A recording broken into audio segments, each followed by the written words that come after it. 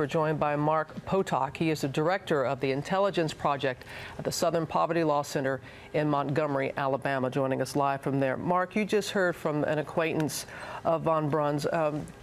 What do you make of what he just said?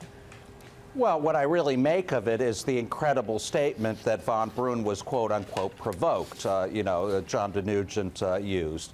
I guess what I would say is that is the common view of the milieu from which Von Braun sort of arose. And it really is remarkable that there is a subculture in this country of literally thousands and thousands of people who believe things like the Federal Reserve Board is really an entity secretly controlled for the benefit of international Jewish bankers, et cetera, et cetera, et cetera.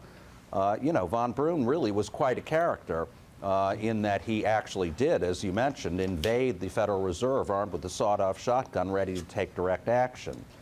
And one other point I'd make is that his rhetoric really has been heating up. We've seen some evidence of that ourselves. I'm looking, for instance, at a 2007 posting from Von Braun on a particular white supremacist site in which he's saying, it's up to you, stop talking, organize, take actions. Targets swarm across the landscape. You know their murderous intent. You know who they are. Do it. So in other words, he seemed to be heating up. But when does talk turn into violence? I mean, as you said, you track thousands of people who are involved in these types of groups. So when does that becomes more than talk?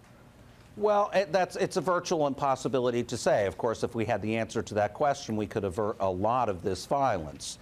That said, my own sense of it is this is a man who was approaching the end of his life, a guy who had spent something like 4 decades in the white supremacist movement, and who saw, as DeNugent just said, a black man elected to the White House who was very upset about that, like a lot of other white supremacists in this country, and I suspect decided to go out in a kind of blaze of glory in such a way that he would be a kind of, he would enter the pantheon of Aryan heroes, I suppose. Well, as you know, Mark, the Department of Homeland Security recently issued a statement saying that they were expecting an increase in activity. In fact, they said, quote, right-wing extremists have capitalized on the election of the first African-American president, going on to say, but they have not yet turned to attack planning. Are we seeing an increase among established members, Mark, or are they indeed recruiting new members?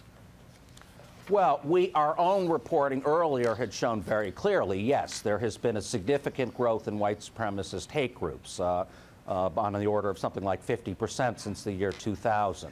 So, yeah, there is a heating up going on out there, and the Obama factor has been important.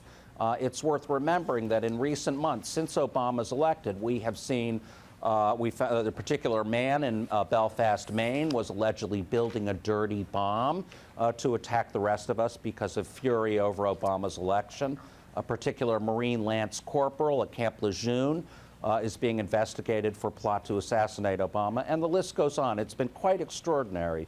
The day after Obama was inaugurated, a man in Brockton, Massachusetts, stormed out of his house and started murdering black people because he feared, like Von Braun, that the quote-unquote Jews were taking over the world. Mark Potok, thank you very much for your insight this morning. We do appreciate that. My pleasure. Thanks.